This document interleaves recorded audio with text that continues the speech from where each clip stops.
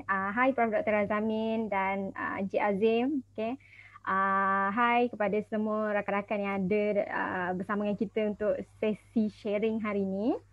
Okay. Nama saya Aslinda. Okay. Jadi hari ini saya nak kongsikan tentang Viva. Okay.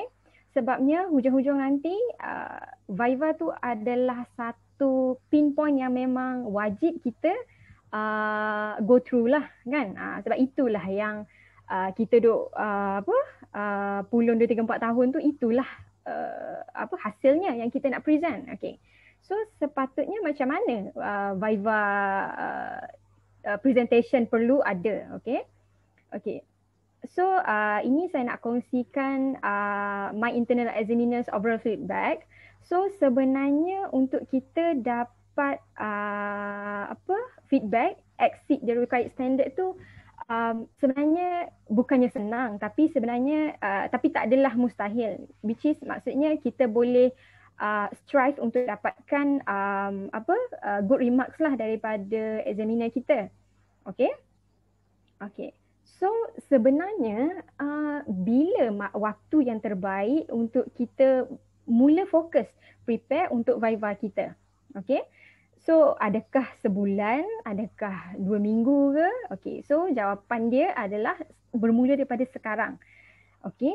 Kenapa saya cakap macam tu? Sebabnya sewaktu kita present Viva kan, of course kita akan present semua chapter 1, 2, 3, 4, 5 ataupun 6, 7 depend on macam mana kita arrange chapter tu lah.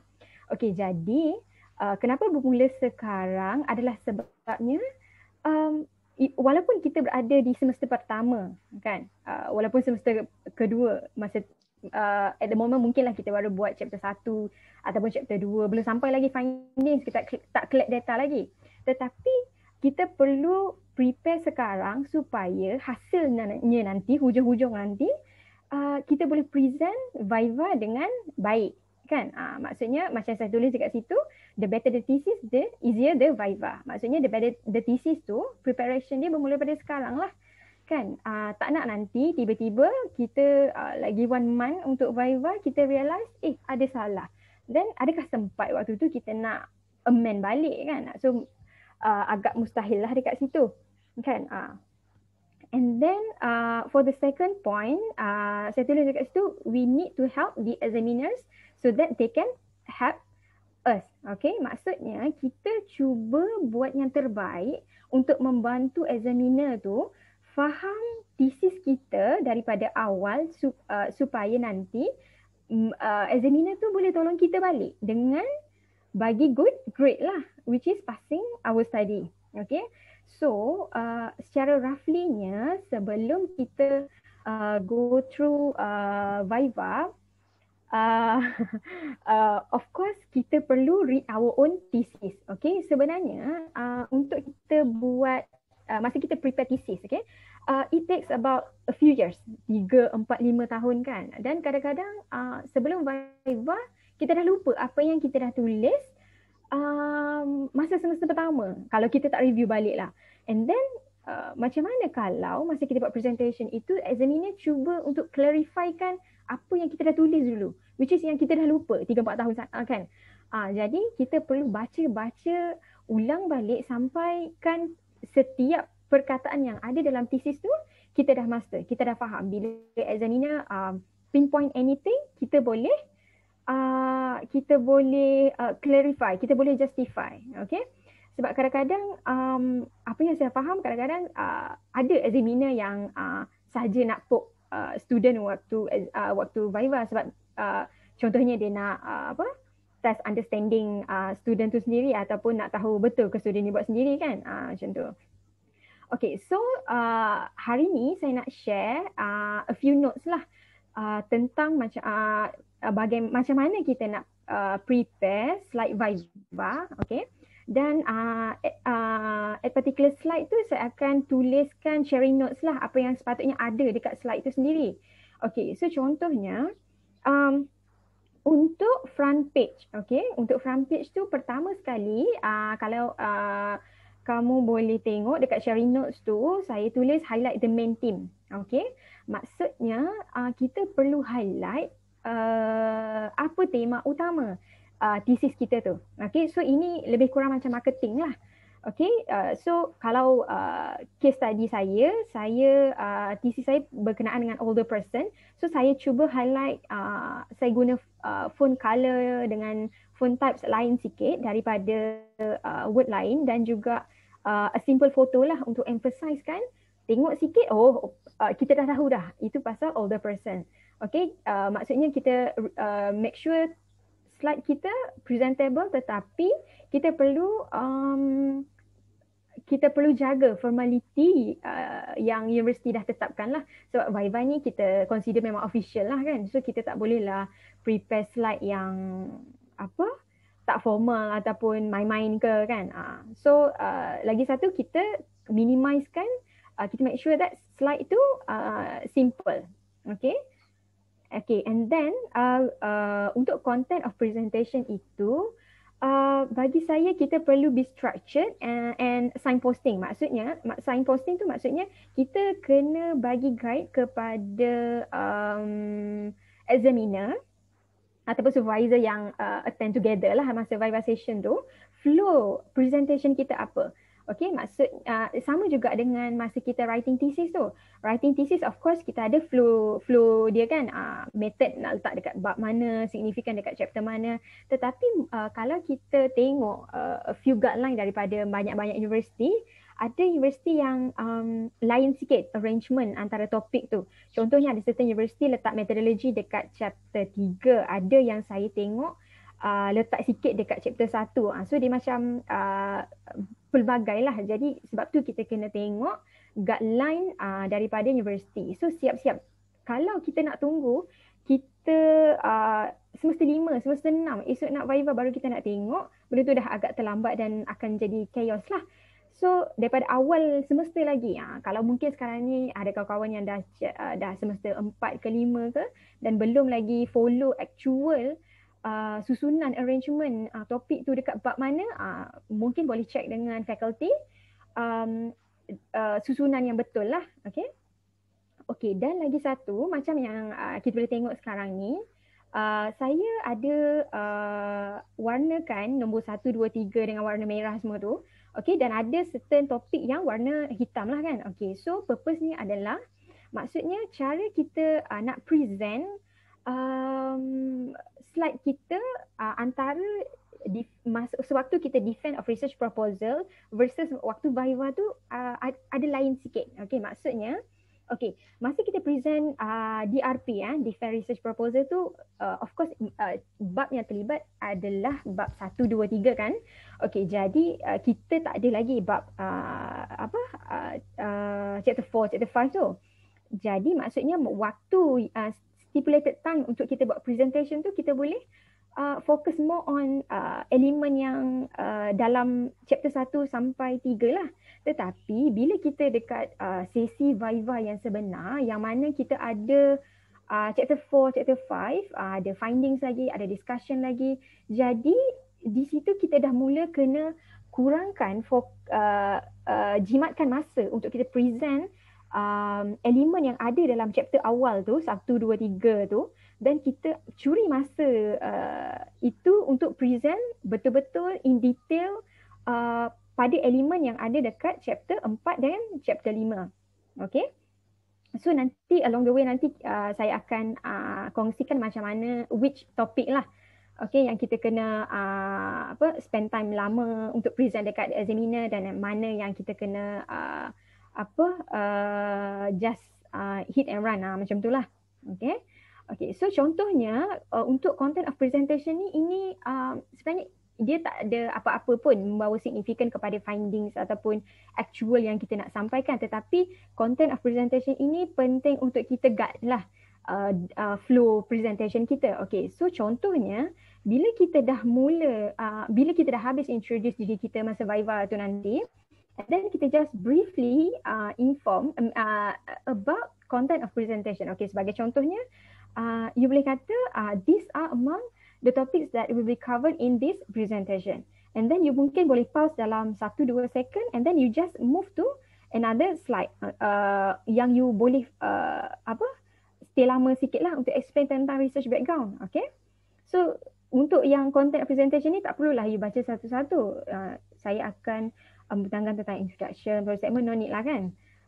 Maksudnya kita perlu short and precise, tapi dalam masa yang sama kita tak boleh rush. So that's why macam saya cakap tadi, kita tunggu 1-2 seconds, then kita move to the next slide. Okay. So contohnya untuk research background ini, of course masa yang perlu kita explain tentang research background ni lagi lama lah sikit as compared to content of presentation yang kita buat tadi. Okay. So flow untuk kita present research background tu, of course kita kena ikut kronologi yang kita dah present masa dalam thesis writing lah. Okay, tak naklah nanti dalam thesis kita cakap flow dia 1, 2, 3, tetapi dalam presentation flow dia 4, 5, 6. Okay, tapi mungkinlah contohlah unexpected berlaku, kita tersalah ke, tapi hopefully tak lah kan. Jadi masa presentation tu kita boleh clarify balik. Okay, kenapa ada perbezaan tentang apa yang kita nak, apa yang kita nak present sekarang ni lain flow-nya dengan sewaktu dalam thesis tu. Tetapi hopefully benda tu tak berlaku lah. Okay, and then presentation perlulah dalam bullet point and very short paragraph lah. And masa nak explain tu, please using your own word, jangan baca satu-satu, yang mana saya rasa itu adalah ilmu basic yang semua student postgrad memang perlu pay attention lah. Okay, and then kita jump. Okay, contohnya untuk problem statement ataupun mana-mana topik, sepatutnya kita kena remain lah, be structured and signposting, dan remain as simple as we can lah. Okay, sebab sebenarnya examiner dah baca dalam thesis tu. Okay, cumanya dekat presentation tu kita just briefly explain, dan nanti kalau examiner tanya soalan, nanti kita boleh get back and explain in detail lah. Okay, sebab kita tak boleh nak spend time masa terlalu lama untuk explain tentang satu-satu point tu, sebab nanti tak akan cukup masa untuk kita explain topik yang lagi penting, which is findings kita, discussion kita kan. Okay, and then dalam explanation, dalam presentation juga kita perlu guna figure ataupun table untuk explain. Okay, dan saya rasa kita perlu avoid untuk gunakan full paragraph. Okay, maksudnya full paragraph yang sukar untuk dibaca. Okay, jadi bila kita guna satu figure sahaja, figure itu boleh sampaikan terus maksud yang kita nak bagi tahu tu. Okay, dan at the same time kita pun boleh highlight important keyword lah. Okay, sebagai contohnya untuk slide ni saya ada highlight bold perkataan growth. Okay, will be an age nation, dan 4.9 million. Okay, dan contohlah macam saya cakap tadi, thesis ni sebenarnya dia lebih dia sama saja dengan marketing. Okey, contohnya kita ada satu produk. Okey, kita ada satu produk, tetapi kalau kita unable to promote our product, kita tak boleh nak present our product. Yang produk kita bagus sebenarnya, tetapi kalau kita unable untuk present, untuk tunjukkan dekat klien produk kita bagus, produk kita ada kelebihan ini, cara kita explain pun agak berterabur contohnya, then susah untuk klien faham beli produk kita. So maksudnya teknik marketing tu juga kita kena apply dalam presentation thesis kita. Okay, contohnya saya ada tunjukkan yang poster McDonald's ya. So photo credit to McDonald's. Okay, so kalau dekat poster kita selalu tengok designer, dia akan highlight perkataan free, dia akan highlight perkataan two one by one contohnya. So itu perkara yang kita perlu tiru dalam marketing dan implement dalam presenting research kita lah. Okay, sebab bila orang tengok sekali, oh orang dah tahu dah. Okay, tanpa perlu baca yang lengthy explanation tadi tu. Okay, and then okay, lagi satu, dalam slide Viva kita perlu use the power of citation. Okay, rationalnya adalah sebab bila kita cite, tak ada sesiapa yang boleh argue, tak ada sesiapa yang boleh question tentang kesahihan tu, sebab kita betul-betul dah justify. Okay, so sama juga dalam penulisan tesis kan, sebab ada saya pernah tengok a few tesis yang dalam satu paragraf, 2-3 paragraf yang langsung tak ada sentence. Jadi jadi kita bila examiner baca, examiner akan argue lah, walaupun sebenarnya mungkin fakta yang kita tulis tu adalah betul kan. Jadi kita perlu cite seboleh-bolehnya sifu lah dalam dalam topik kita tu. Macam contoh dalam study saya, Abdul Hamid, Adnan, Harun ni semua adalah sifu dalam topik saya. Jadi memang kita cuba tutup ruang untuk examiner argue. Okay, untuk examiner argue. Okay, and then kita proceed. Okay, macam saya cakap tadi masa slide content of presentation tu, RQ, RO memang kita kena explain. Memang kita kena spend time sikit lah, tetapi pada pendapat saya kita cuma boleh just explain briefly lah. Sebagai contohnya, kita boleh kata these are the research questions and objective of this study.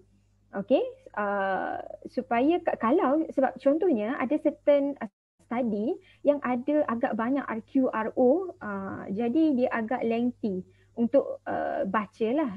Jadi disebabkan examiner tu pun sebenarnya dia dah baca, so kita just briefly tunjukkan aja lah kan. Okay, and then untuk scope of the study pun sama juga, kita boleh just briefly touch on this. Okay, and then untuk research framework, ini sangat penting untuk kita explain. Jadi banyak masa yang kita perlu spend lah untuk kita explain tentang research framework kita. And then untuk research methodology pun penting untuk kita go one by one. Okay, and then then kita proceed macam mana kita nak present findings. Okay, ini specifically untuk qualitative study lah, tetapi untuk quantitative study pun ada a few lah yang kita boleh implement juga. Okay, the same method. Okay, tetapi ada a few research yang saya baca, student dia kurang emphasize on demographic profile of the informants kalau mereka conduct qualitative study. Okay, contoh kalau quantitative study, of course dia faham yang kita perlu emphasize demographic profile. Tetapi bila when it comes to qualitative study, kenapa kita tak highlight? Sebabnya segala demographic profile, contohnya dalam study saya ni, kita ada age, ada gender, ethnicity, education level, marital status, living arrangement, occupation, semua ni, at the end kita boleh relate all these demographic profiles ni dengan findings. Contohnya kenapa responden ni bagi tahu ABC? Oh, sebabnya dia dah berkahwin. Tapi kenapa responden ni cakap EF kan? Jadi kita tengok check background, rupanya dia single. So benda itu kita boleh explain dekat discussion. So that's why itu yang membuatkan salah satu akan membuatkan discussion kita menjadi lagi rich lah, sebab kita boleh relate findings tu dengan demographic profile study tu. Okay, so untuk those yang buat qualitative study, pentinglah untuk kita includekan demographic profiles tu dan relate every single element yang kita decide tu dalam discussion kita. Okay, and then saya masa present Viva hari tu, saya lebih suka present findings blend dengan discussion terus. Okay, so maksudnya dari situ kita boleh jimatkan masa dan terus discuss lah. Maksudnya present findings, nanti kita terus apply discussion dekat situ. Then hujung sekali habis chapter 5 dan kita terus buat conclusion kan. Jadi so dia senang sikit lah. Okay, so berbalik kepada present findings tu, of course kita kena simplifykan lah findings kita tu. Okay, and then apa yang saya nak bagi tahu masa kita present findings adalah tentang penggunaan figure ataupun table. Maksudnya macam mana kita nak help our findings to speak. Okay, maksudnya, okay, sebagai contohnya, analoginya cuba kita tengok foto tu. Okay, saya suka MACD. Okay, photo credit to MACD. Okay, contohnya kita boleh tengok dekat sini, burger. Okay, burger tu dia ada level kan? Ada level 1, 2, 3. So, apa yang MACD nak sampaikan sebenarnya? Kita tengok sekali, kita dah tahu yang level spicy dia tu, spiciness dia tu ada tahap. Kan? So, sama juga dengan foto yang kedua, macam regular versus spicy tu. Apa yang McDonald's nak cuba sampaikan? Maksudnya, customer tengok, oh dah faham dah. Tanpa perlu tulis ayat panjang-panjang. Maksudnya terus tengok dah boleh capture the main idea apa yang dia nak deliver kepada klien. Okay, contohnya regular, kenapa warna kuning? Spicy, warna merah. Okay, so same marketing concept yang kita boleh ambil, tiru dalam presenting our findings. Okay, so sebagai contohnya, apa yang saya buat adalah contohnya untuk RO2 untuk mengetahui reason lah kenapa warga emas tu masih lagi bekerja. Okay, jadi findings yang sebenarnya adalah all these things lah, kan, be healthy, self attitude semua ni. Tapi bila dekat discussion saya cuba guna satu figure untuk membuatkan senang untuk reader faham bila baca thesis kita. Tengok, oh dah tahu ada dua, tetapi monetary dia sengit sikit. Maksudnya monetary tu berat. Okay, maksudnya bila reader tengok, oh terus reader akan dapat the main idea, the main gist. Oh, the reason ada dua, which is due to the culture to age productively and working due to monetary orientation. Tetapi dekat sini kita tengok monetary tu lagi banyak. Maksudnya ramai warga emas bekerja tu disebabkan financial demand lah. Jadi clear cut, kita boleh tahu, tengok pun dah tahu apa message yang perlu disampaikan tanpa kita explain banyak-banyak, kan? Okay. So lagi satu, contohnya ini figure yang kita dah develop, kita dah brainstorm, kita nak develop figure yang macam ni lah. Contohnya untuk RO2 ni saya guna balance, okay, balance. Then ini adalah figure yang kita develop sendiri. Okay, kadang-kadang masa saya Viva hari tu ada juga examiner tanya, pre-Viva, kenapa saya tak cite ini? Maksudnya dia anggap figure ini saya ambil daripada study orang lain. Okay, padahal ini adalah findings yang saya dapat daripada study saya dan figure ini saya develop sendiri. Okay, so jadi perlu untuk kita cite. Okay, so contohnya dekat situ saya tulis source self-developed figure based on the findings of this study. Kan? Kalau biasanya kita tulis source Ali 2019 contohnya. Tapi kalau ini from our study, then kita tulis macam ni lah. Okay, and then saya nak kongsikan macam mana cara lain untuk kita present data. Okay, of course kita perlu pilih figure yang bersesuaian lah. Contohnya apa yang saya dah guna sekarang ni, what is the rationale of choosing this horizontal chart in presenting our findings. Okay, so contoh kita je yang tahu apa hubungan findings kita tu, kan? Sebab kita adalah analyze sendiri, jadi kita perlu fikir cara untuk the best way lah to present. Jadi untuk contohnya untuk RO ini, saya find out that untuk employment participation of older person ni, saya find out that ada 2 anak. And then daripada 2 anak ni, ada pula cucu dia. And then ada pula cicit dia. Macam tu. So at least senanglah flow untuk examiner faham. Okay. So ini pun sama juga. Okay, dan ini pun sama juga. Macam mana kenapa kita guna figure ni? Okay. Contohnya kita guna stack van ni. Okay. Sebabkan contohnya lah RO5 saya. Okay. tentang 4 levels, okay, which is individual, interpersonal, societal and country. Jadi kenapa saya pilih figure ni? Kenapa saya tak pilih figure lain? Kenapa saya tak buat kotak biasa sahaja? Alasannya kalau examiner tanya kita boleh justify. Okay, sebabnya dalam composition country yang layer yang paling luas sekali, composition country tu ada terdiri daripada society. Kan? Composition society pula terdiri daripada interpersonal, dan daripada interpersonal tu composition dia adalah individual itself. So kita boleh justify. Maksudnya kita bukannya saja-saja pilih pilih figure mana yang kita perlu guna lah. Jadi untuk kawan-kawan yang belum familiar, mungkin kita boleh pilih dekat Smart Art dekat sini. Okay, so dekat sini dia ada ada jenis dia lah.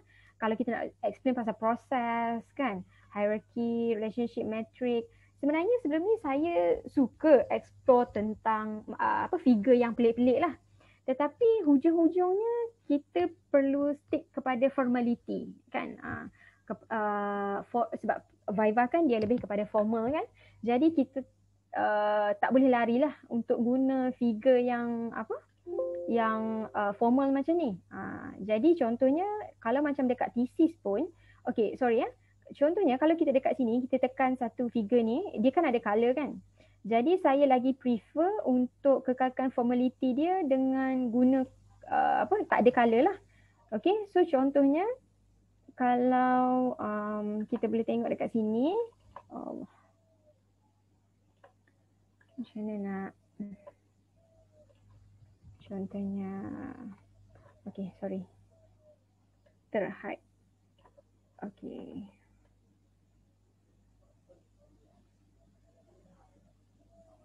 Okay, contohnya yang kita boleh tengok dekat sini, untuk present dalam thesis, kita kena cuba minimizekan lah warna yang kita kena guna kan, untuk kekalkan formality tu.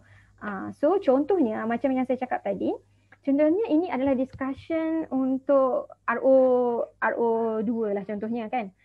Okay, so dalam discussion ni, panjang-panjang discussion ni, page dia 196 sampai page 202. Okay. Tetapi dalam banyak-banyak huraian itu, kalau examiner tengok ini pun dia boleh faham dan should be okay. Kan? Maksudnya at least kita boleh simplifykan sebenarnya apa idea yang kita nak deliver dalam section ni, dalam berapa page, 6-7 page ni, tengok satu figure pun dah boleh faham, kita summarizekan. So tak adalah nanti examiner akan jadi pening. Student ni nak explain pasal apa sebenarnya kan. Jadi kita guna bantuan figure, table untuk tolong kita explain. Okay. Okay, and then ini pun sama, kita cuba guna yang figure yang berkaitan lah. Okay, then untuk present contribution, briefly explain sahaja sebab sebenarnya examiner dah baca. Okay, and then okay, kita berbalik kepada references ya. Okay, cuba kita lihat references references yang saya ada. Okay, references daripada muka surat 248 sehingga 282 kan. Maksudnya dalam 40, 50 pages dan darab berapa pages, references dalam satu page kan. Jadi references mana yang kita perlu pilih untuk kita letakkan dalam masa nak presenting Viva tu. Jadi kita perlu pilihlah yang mana terkini. Takkanlah kita nak present references yang outdated kan. Okay, contohnya kita mula study 2015-14. Jadi adakah masa kita buat chapter 1 dulu, masa 2014, kita cite references yang 2014 dan kita nak guna juga references 2014 tu untuk letak dalam references tu. Memanglah kita tak boleh nak totally tolak references yang lama-lama sebab kadang-kadang contohnya macam teori, asalnya teori yang di-develop 1980 contohnya ataupun 2000. Okay, ada important things yang kita perlu cite juga. Okay, tetapi kita kena make sure banyak majority citation tu terkini lah. Okay, jadi untuk tunjukkan dekat examiner tu study kita ni sangat terkini. Okay, contoh yang kalau saya Viva tahun lepas 2020, jadi references yang saya letak tu 2019, 2018 sahaja, macam tu. So at least kita boleh so-called mengaburilah mata supervisor yang buktikan yang study kita ni belum outdated. Okay. And then kita berbalik kepada macam yang saya cakap tadi pada slide content of presentation. Okay. Ada yang mana yang color hitam, yang mana kita briefly explain sajalah. Okay. Jadi untuk item bermula daripada references, publication, innovation awards and competition, conferences, workshop ni, ini kita just touch sahaja. Okay. Tetapi apa rasional yang kita perlu masukkan dalam slide Viva, sedangkan sebenarnya slide Viva kita ni untuk pasal TC saja. Okay, sebenarnya untuk grad, okay, untuk menjadi seorang pelajar dan tukar sikit title kita sebagai researcher, kan, kita perlu buktikan kepada examiner, profesor yang evaluate kita tu bahawa kita memang bukan student biasa-biasa. Kita walaupun belum grad, kita sebenarnya dah a part of the research community itself. Okay. Jadi apa yang kita attach dekat dalam slide Viva ni adalah untuk buktikan yang bahawa kita already a part of the community, research community itu sendiri. Okay. Jadi maksudnya, contohnya kita dah belajar 5 tahun, 6 tahun. Okay, kita dah banyak join competition. Jadi waktu bila yang sesuai untuk kita tonjolkan yang kita ni hebat sebenarnya. Okay, kadang-kadang kita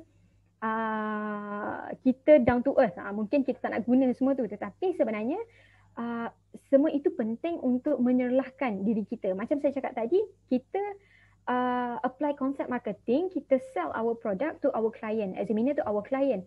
Jadi macam mana kita nak tunjukkan bahawa kita, hasil research kita yang bagus tadi tu, dan kita pun sebenarnya dah join banyak activity, innovation, competition semua tu, dan nak tunjukkan, buktikan pada examiner tu yang kita layak untuk bergraduasi, kita layak dapat honor sebagai doktor, contoh macam tu lah, sebagai researcher, macam tu lah. So ini adalah other added values yang kita perlu buktikan. Okay. Jadi maksudnya kita tak perlulah nak baca satu-satu international invention note, tak perlulah. Tapi kita perlu highlight contohnya lah, lepas kita explain these are among the references that I have cited in my study. Then we move to the next slide tentang innovation, kan. So mungkin kita boleh briefly explain that these are among the innovation competitions and awards that I have participated. Okay, so maksudnya kita tunjukkan yang kita dah capable. Okay, and then cukup just for a few seconds, and then we move to other slide. We list about our publication. Okay, maksudnya we already put our name on the map walaupun kita belum bergraduasi. Okay, tapi contohnya, okay, bila kita dah submit thesis, okay, bila submit thesis, examiner belum kenal kita siapa. Okay, at that moment, examiner akan evaluate kita student level mana. Kita student level A, B, C, type A, type B, type C, kan. Dia dah ada markah dah. Masa examiner baca thesis kita tu, of course faculty akan bagi form untuk examiner isi. Okay. Jadi waktu itu kita tak ada peluang untuk secara verbalnya so-called memujuk ataupun explain dekat examiner lah. Yang bersuara adalah writing kita. Okay. Dan supervisor examiner dah isi markah dah time tu. Tapi when it comes to Viva, itulah masanya untuk kita buktikan kita a part of them. Dan kenapa pentingnya untuk set publication ini, contohlah ada kes yang examiner kurang setuju, kurang dapat clarification atau justification masa writing tu, mungkin bila dia tengok student ni ada publication, oh okay, student ni mungkinlah tersalah sikit yang masa dia justify tu. Maksudnya at least kita memujuk, at least kita buka ruang balik untuk examiner tu dengar balik explanation kita disebabkan kita adalah so-called someone, okay? Sebab kita dah cite publication, papers, journal kan, okay? Dan orang lain pun ada cite paper kita, okay? So sama juga briefly explain about our international conferences participated and presented, okay? Sama juga keep proving to the examiner, okay, that you are someone, okay, yang you layak untuk lulus, macam tu, okay. Saya dah mention tentang grade before Viva versus during and after Viva. Okay, apa yang saya faham, macam saya cakap tadi, masa examiner semak writing kita, dia dah ada grade, dan grade itu mungkin akan jadi semakin baik ataupun mungkin jadi semakin buruk, semakin menurun grade itu, jadi fail ke bila examiner tengok kita present. Okay, markah tu boleh, masa markah yang examiner baca tu, markah itu belum fix lagi lah. Fix markah itu lulus ke, minor ke, major ke, ataupun fail ke, akan ditentukan selepas presentation. Jadi, masa kita buat presentation itulah kita masih lagi ada peluang, contohlah kita ada dapat fail. Mungkin kita ada peluang untuk clarify balik supaya examiner tukar grade, macam tu kan. Jadi kita perlu guna peluang yang betul lah. Okay. And then sama juga list tentang workshop yang kita dah participate lah, mungkin untuk terus buktikan kita active researcher. Okay. And then last, a few tips untuk Viva. Okay. Read and justify your own work. Sama macam yang apa yang Prof bagi tahu tadi lah. Dua-dua thesis dan presentation slide. Okay. And then lagi satu tips yang penting, defend your thesis but don't be very defensive. Okay, contohnya kita boleh, kadang-kadang ada examiner yang dia suka poke student, dia suka tease student. Okay, kadang-kadang dia dah baca, dia dah tahu, cumanya dia nak tahu level confident, sebenarnya faham ke, sebenarnya betul ke thesis tu student yang tulis, macam tu. So dia nak measure sebelum examiner welcome you on board to be a part of them. Of course lah, mereka akan justify betul ke you faham benda ni. Jadi mereka akan tanya, walaupun you dah explain dalam thesis, mungkin ada examiner yang nak nak test, mungkin dia dah akan tanya dan dia provoke you. Jadi of course kita perlu kekalkan emosi kita semasa present Viva tu, dengan mungkin macam contoh yang saya tulis tu, thank you doctor, as what I have explained in my thesis under section apa-apa, I have explained that apa-apa, macam tu. Maksudnya kita tak perlu nak defensive or why you don't read my thesis, no. Okay, of course kita perlu avoid segala negativity lah semasa presentation. Okay, sebab yang menentukan markah kita adalah examiner. Okay. So yeah, that's all. Thank you lah. Okay, Alhamdulillah. Terima kasih Aslinda untuk perkongsian itu. Saya nampak Prof Razamin banyak angguk. Mungkin Prof setujulah kot kan? Okay. Yalah, macam kita kan baru-baru habis belajar, maksudnya tengah-tengah, orang kata budak baru nak up. Budak baru nak up, betul. Jadi kita share lah apa yang kita boleh share kan, supaya semangat nak share tu sentiasa ada untuk bantu ke kawan yang lain. Okay, ada tak nak tanya soalan? Apa-apa? Okay, Cik Nurlina, terima kasih Datuk Aslinda atas perkongsian berkaitan Viva. Ada yang nak tanya apa-apa tak? Okay, boleh respon tak Dr. Aslinda tentang message Cik Indriswari? Sorry, saya lost chat kejap. Oh, okay.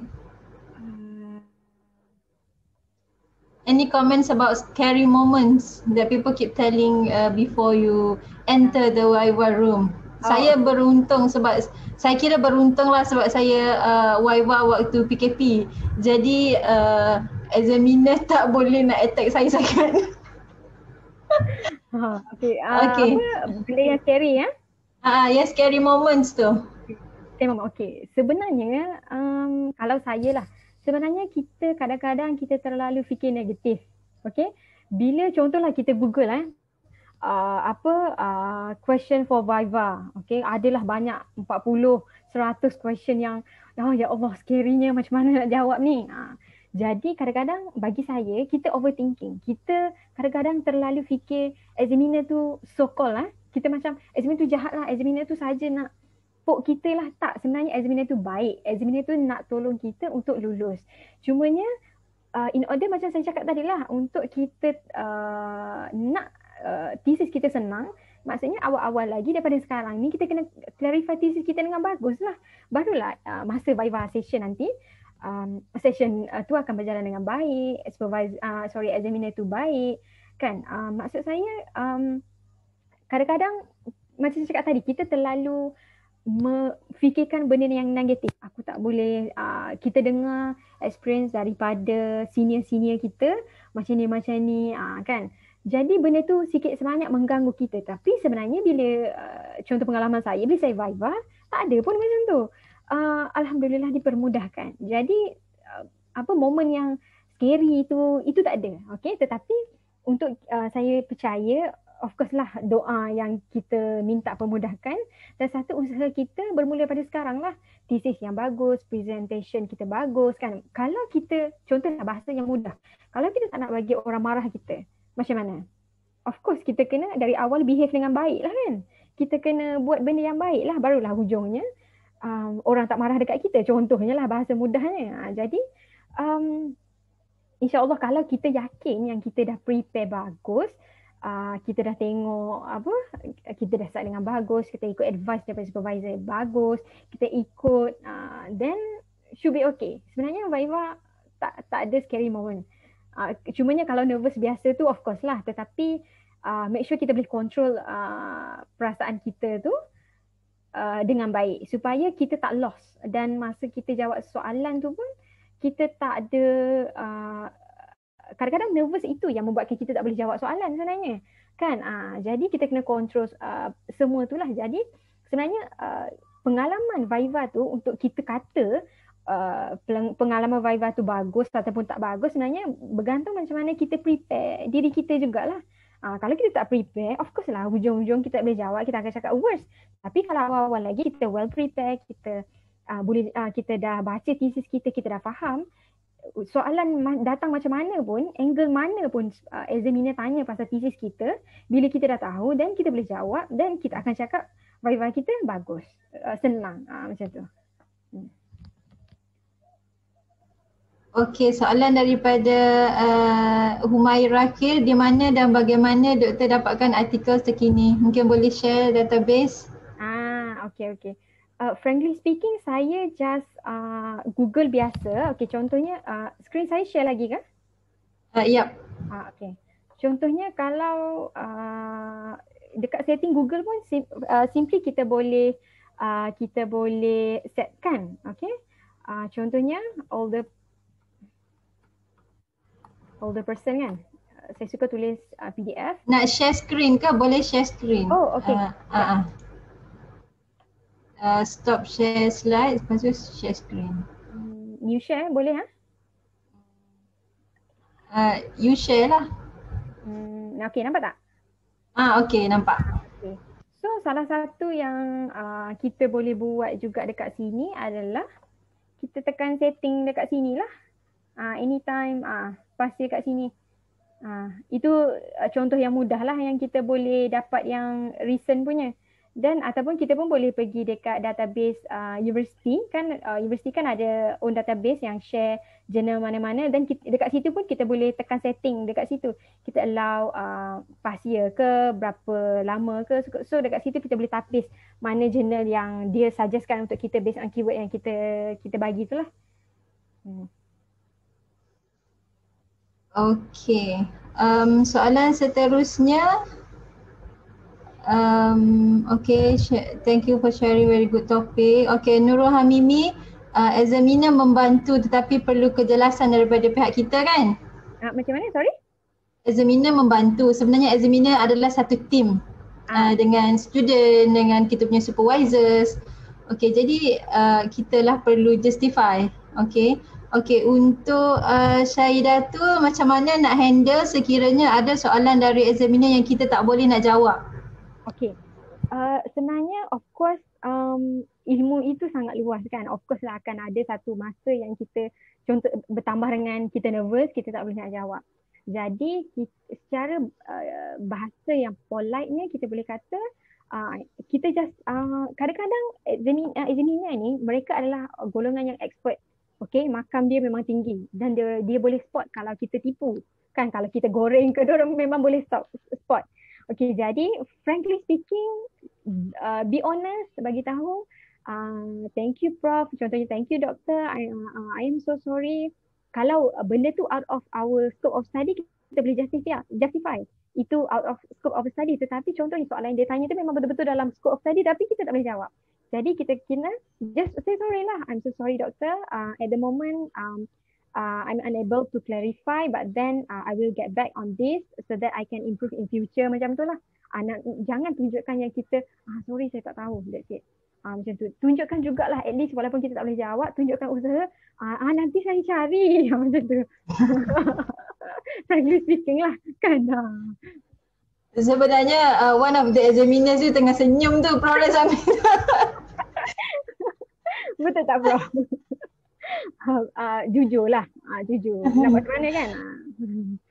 Okay, lagi satu soalan daripada Amalina, ada dua lagi soalan. Okay, based on your experience, which chapter is the heart of research process and mostly will spot by panels during Viva session? Okay, kalau saya sebabkan saya buat kualitatif, finding saya sangat rich. Untuk saya, paling susah untuk saya adalah analyze data tu. Okay, untuk kita come out, okay, contohnya saya buat in-depth interview, okay. Responden saya ada 3 jenis, okay, warga emas, and then employer, and then ketiga adalah ministry of Human Resources dengan social welfare. Okay, jadi data yang kita terima tu sangat banyak dan masa kita conduct interview pun kadang-kadang, okay, of course lah masa kita develop question tu, interview question tu, kita dah ikut RO kita, okay, semi-structured kan, of course kita ada flow dia, apa yang kita nak tanya kan, apa elemen yang kita nak tanya. Dan bila, when it comes to the actual interview, kadang-kadang ada responden yang betul-betul menjawab lah, short and precise. Tetapi ada juga responden yang very lengthy, sampai ada interview sampai 2 jam lebih. Itu bila saya interview salah satu responden profesor lah kan, of course ilmu dia yang tinggi, mereka elaborate yang banyak. Jadi data itu sangat rich. Jadi untuk saya capture mana satu team tu, itu adalah sangat mencabar sebab bagi saya interview transkrip tu, kita perlu baca bukan 1-2 kali, berpuluh-puluh kali untuk setiap satu transkrip itu. Okey, sebagai contohnya, ayat ini sebenarnya, paragraf ini, walaupun kita dah structured dah lah, okey, kita dah tanya soalan 1, 2, 3, of course jawapan pun based on 1, 2, 3 tu lah kan. Kita tanya 1, responden akan jawab topik 1 lah. Okey, tetapi bila kita baca topik 1 tu, apa yang feedback daripada responden tu, kadang-kadang jawapan dia terlalu banyak yang kita perlu, sorry, saya share screen lagi sekali. Okey, contohnya,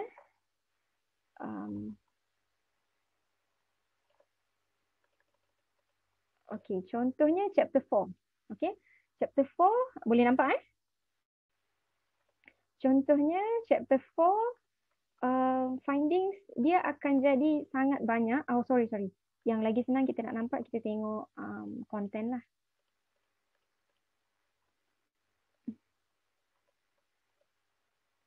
Okey, contohnya lah, kalau kat sini saya ada hidden subsection dekat sini. Tetapi contohnya dekat labor force kat sini. Maksudnya kita ada sangat banyak section. Jadi macam mana kita nak classifykan ini tema mana. Itu adalah sangat mencabarlah dengan dengan lengthy dan dengan contohnya. Kadang-kadang bila kita bercakap, walaupun kita dah tanya soalan awal-awal, rupanya ada lagi. Bila hujung-hujung nanti, tiba-tiba responden akan patah balik. Dia ada termasuk sikit jawapan untuk soalan yang pertama kita cakap tadi. Jadi itu yang kita kena cari pick here and there. Walaupun interview soalan tu dah structured.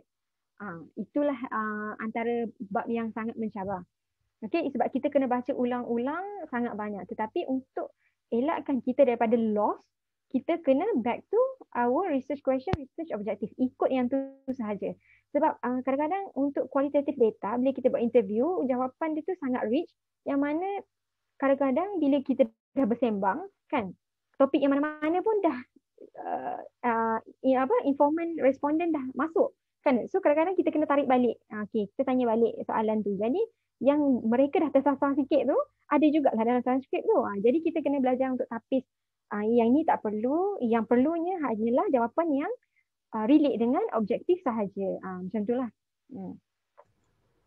Okey, soalan seterusnya saya rasa mungkin Prof. Razami boleh tolong jawab bagi pihak kita.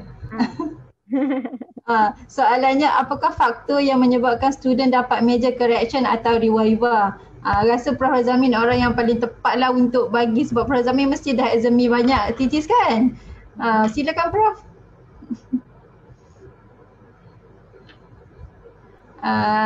Prof unmute dulu.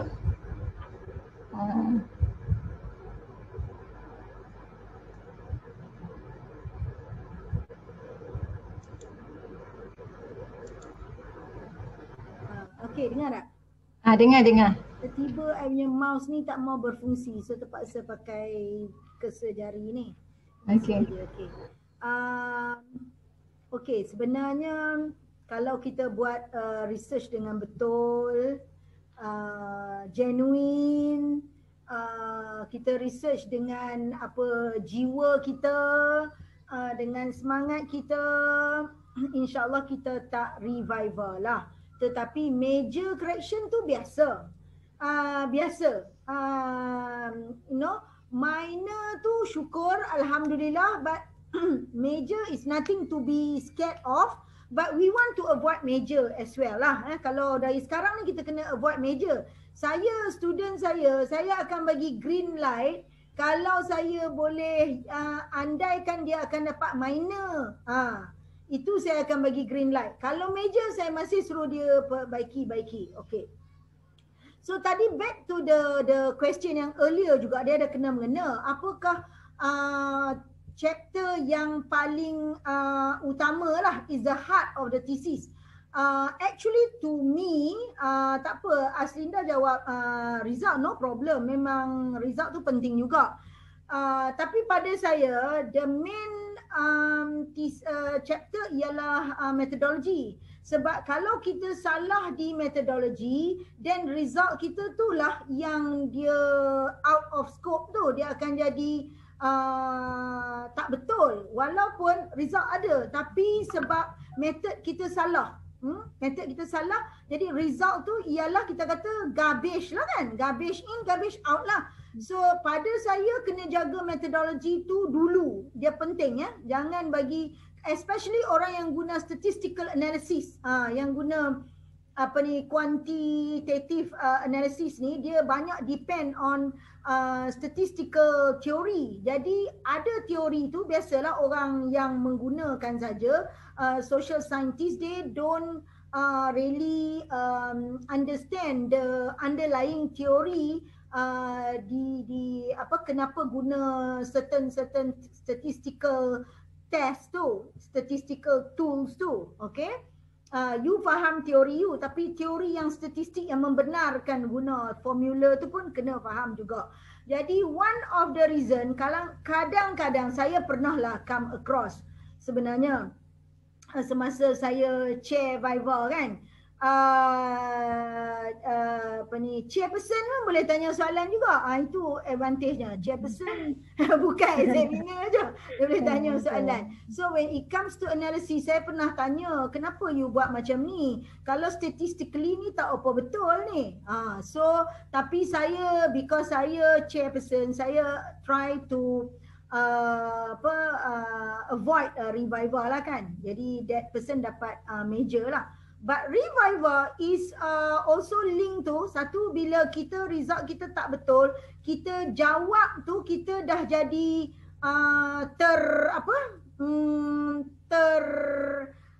tersekat-sekat. Cara kita jawab tersekat-sekat, cara kita jawab tak confident. Jadi examiner fikir, you kata you buat benda ni, macam mana you tak boleh fluent jawab kan? Logiknya kalau kita betul buat sendiri, itu tadi Aslinda highlight, ada examiner sebenarnya nak pastikan research ni you buat sendiri ke atau orang lain buat dekat you. Dia banyak isu sekarang ni, orang paid for other people to do it, which kita tak nak terjerumus dalam kancah seperti itu kan. Kita nak dapat DR, kita nak dapat secara ethical kan. Jadi ada cases, memang ada cases di UUM pun revival kerana the way you jawab tak convincing. Itu kenapa tak convincing? It comes back to the question, you betul-betul ke well versed on your objective, and you buat all the analysis untuk mencapai objektif you. Jadi takut dia tak synchronize tu. Lepas tu kita tak confident nak jawab tu, kita macam terdiam banyak kan. Ada cases dia tak boleh jawab, macam tadi Dr. Aslinda tu, kita kena cuba jawab juga walaupun kita tak tahu. Tapi ada case student mungkin dia macam kita katalah dalam viva kan, so dia dah fright. Dia dah ada stage fright.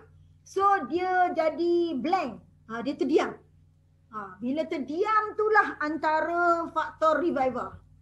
You tak boleh terdiam. Selalu supervisor akan advise, last minute advice kepada student, okay, kalau you tak boleh jawab, you cuba juga bagi opinion you. Kalau you tak tahu, dia tanya question out of the box. Jadi you kata, in my opinion, I think blah blah blah. You akan guna ayat berlapik dulu. Actually, I did not cover this in my research. However, my opinion is that blah blah blah. Sebenarnya examiner nak tengok cara kita jawab saja. Dia sebab kita ni nak dapat a DR, a PhD tu, dia nak kena kita ada knowledge. Kita akan declare as an expert in the area. So that's why cara jawab pun kena confidence lah, kena confidence ya. But be careful sebab dah tanya pasal revival kan. Bila revival dia punya verdict, selepas kita akan selalu diberi 1 tahun untuk viva semula. Bila kita first time viva, kita ada verdict kita 5 kan. Pass without correction, minor, major, revival and fail. Tapi bila kita revival, kita hanya ada 2 saja option, pass or fail. So that's why in the beginning kena elakkan revival. Jadi macam mana nak elak revival? Make sure your method betul, cara collect data betul. Sebab kadang-kadang you dapat data, tapi bila examiner question, cara collect pun tak betul. Kalau you nak guna statistical method, you kena collect dengan ada elemen random.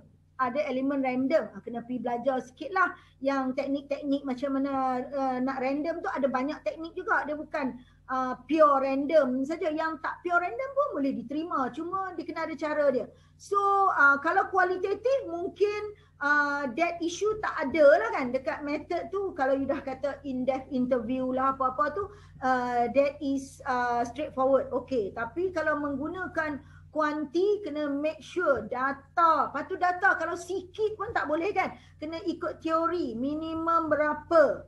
Jadi sample frame dia apa kena betul kan. So avoid benda-benda tu dari awal in order to avoid revival. Alright? Okey. Ada soalan lagi? Ada yang mengatakan chapter 1 sangat penting kerana chapter 1 menceritakan keseluruhan perjalanan dan kalau ianya jelas examiner akan faham. Adakah benar? Ya betul, chapter 1 memang sangat penting tapi dia you akan dapat tulis chapter 1 dengan betul apabila you punya chapter 2 betul. Literature review you kena mantap sebab you kena ada teori untuk support all the issues yang you raise in the problem statement. Dekat chapter 1, isu utama ialah problem statement. Sebab dah lepas you clear problem statement, then you punya research question tu dah elok dah. Research objective dia come nicely after that. So untuk nak pastikan chapter 1 tu berjaya, you kena make sure chapter 2 tu betul. Dan chapter 3, sebab bila kita tulis chapter 1, 2 and 3 kita dah elok dah sebenarnya. Kalau chapter 3 kita tak mantap, selagi itulah chapter 1 kita tak boleh finalize lah chapter 1 kita. Method exactly you nak analysis apa tu kan. So you kena mention. Ya betul, chapter 1 penting untuk examiner faham the whole of your thesis because chapter 1 as the name clarifies that it's an introduction.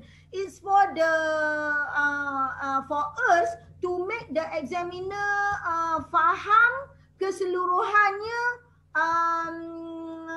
as a whole, an overview of the whole thesis. Sebelum dia baca the thesis secara detail, dia baca intro, dia dah dapat andaian, gambaran. Sebenarnya dari situ dia dah boleh tahu okey, ini boleh ni, kalau data dia, method dia okey, ni boleh pass ni. Examiner biasanya dia baca, kalau saya lah examiner, saya baca chapter 1, saya baca conclusion.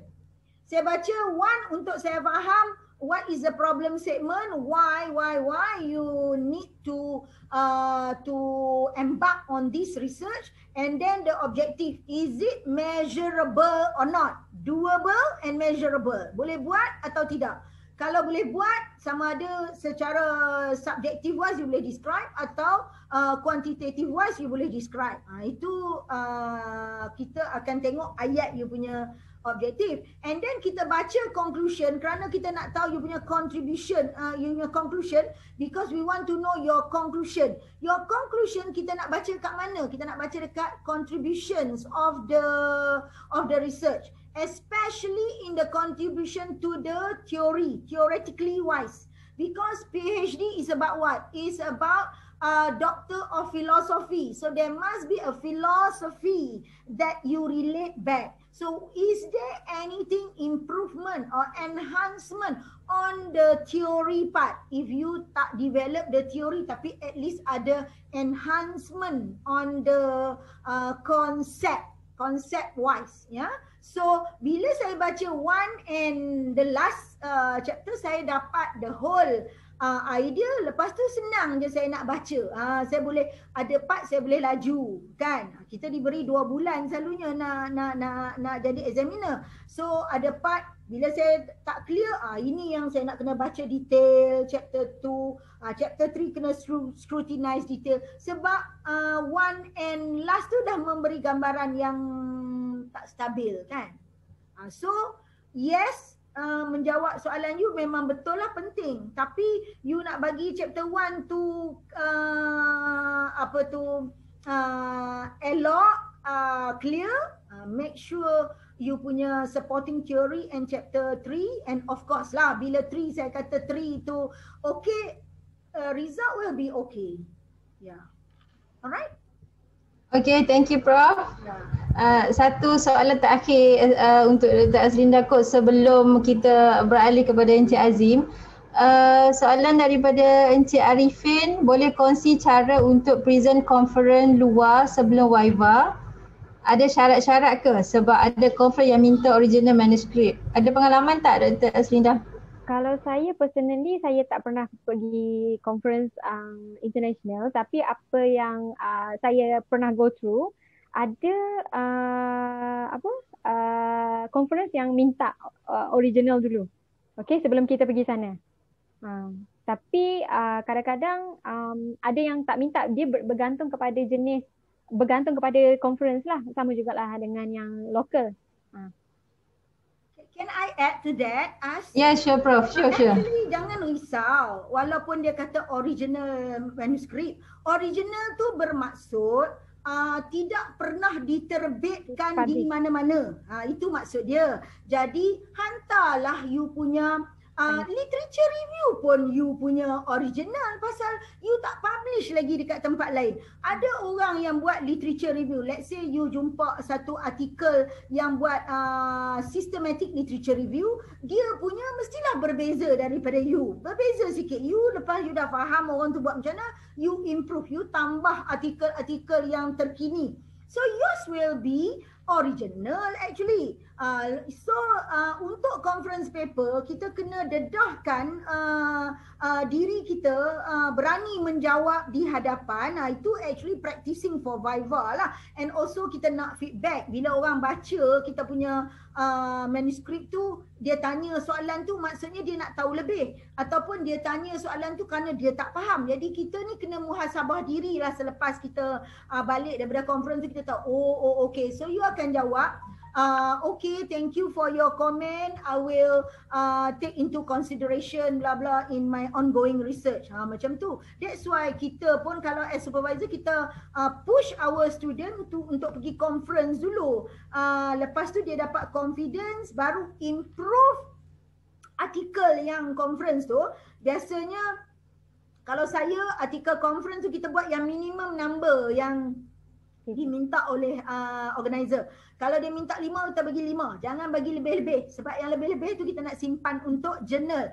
So kita dapat feedback, lepas tu kita balik, kita buat pembetulan, kita enhance, tambah 30%, minimum 30%. Ini cakap pasal editor journal ni kan. Pakai topi editor journal.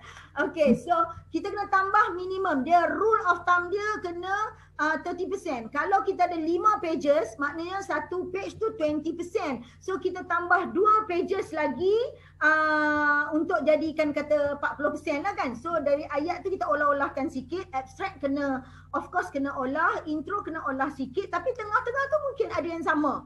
And then sambung sedikit. Mungkin sebab untuk publish ke journal you kena ada result. Kecuali ada journal yang kata dia boleh terima literature review punya paper, tapi you kena enhance. Macam kata kena 30% or more. So jangan bagi lebih sebab kita nak simpan untuk journal article. So that is a trick lah, tips and trick. So don't worry about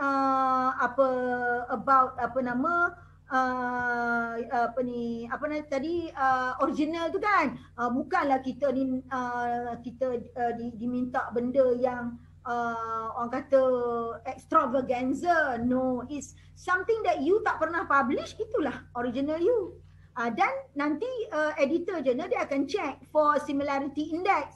Kalau ada banyak similarity, dia akan suruh you edit lagi lah. Kalau kita jenis copy and paste, dia akan banyaklah similarity. Sebab tu kita kena buat ayat kita sendiri, kita kena buat critical type. So that sama juga, kalau paper pun 20% or less on the similarity index.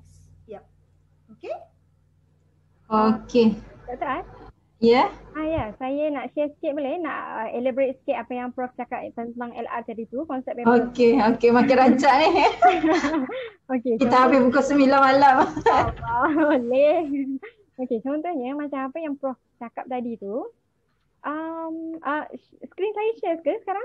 Tak. Oh, tak kejap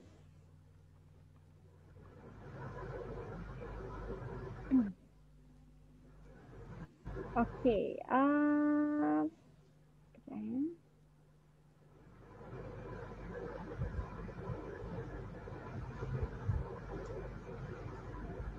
Boleh?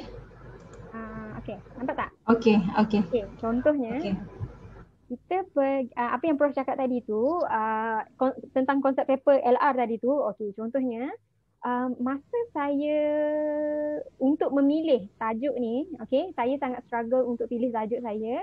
to be honest, saya sangat awal tadi dulu saya tukar-tukar tajuk sebab saya tak dapat clear picture lagi macam mana nak buat. Okay, so saya betul-betul dapat tajuk yang betul-betul confirm adalah semester 2 lah. Okay, jadi untuk macam mana saya come out dengan tajuk ini, yang mana akhirnya nanti saya akan share yang relate dengan apa yang Prof cakap tadi itulah, yang konsep paper tu publish. Okay, contohnya saya ada includekan dalam appendix section. Okay. Okay. Ini adalah, saya tulis tajuk kat sini, past research on older person conducted in Malaysia daripada tahun 81 sehingga 2016. Okay, maksudnya ini adalah senarai jurnal yang saya review yang ada dekat Malaysia daripada tahun yang mention tadi tu, untuk review tentang topik warga emas. Okay. Apa yang saya buat adalah bila saya buka balik dekat polisi sebab kita fakulti polisi, so kita kena relate lah dengan polisi kan. Okay, jadi polisi warga emas dia explain dekat situ ada 5 jenis lah. Perspektif on older person. Okay, 5 well-being dimension of older person. Okay, contohnya sekejap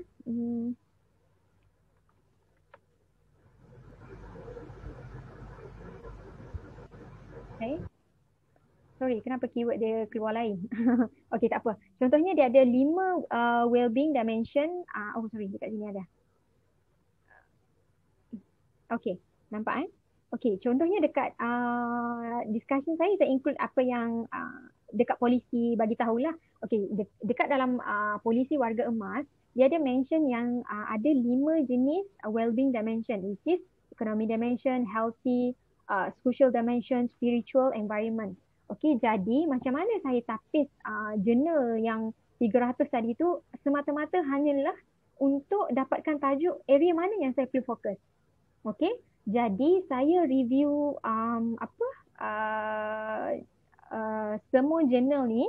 Maksudnya sebenarnya contohnya lah kita pick satu artikel ni, tajuk dia tentang elderly care center, ataupun ada satu yang contoh yang mudah lah untuk kita faham. Contohnya ada jurnal yang bercakap tentang health. Maksudnya kita klasifikasikan, contohlah tadi kan ada 5 jenis well-being dimension of older person based on policy Okay, and then saya cuba sortkan. Okay, berapa banyak LR yang discuss pasal well-being pertama, well-being kedua sampai ke 5. Jadi out of 3, 6, 5 jurnal ni, saya found out that kurangnya jurnal yang bercakap tentang productive aging. So that's why itu pun saya boleh guna sebagai justification kenapa saya buat tajuk ni. Okay, jadi berbalik kepada apa yang Prof kongsikan tadi tentang publish journal tu. So apa yang kita buat, apa yang saya buat tadi tu pun, itu pun boleh kita publish lah salah satunya sebelum kita dapat original findings yang chapter 4 tadi tu. Itu je.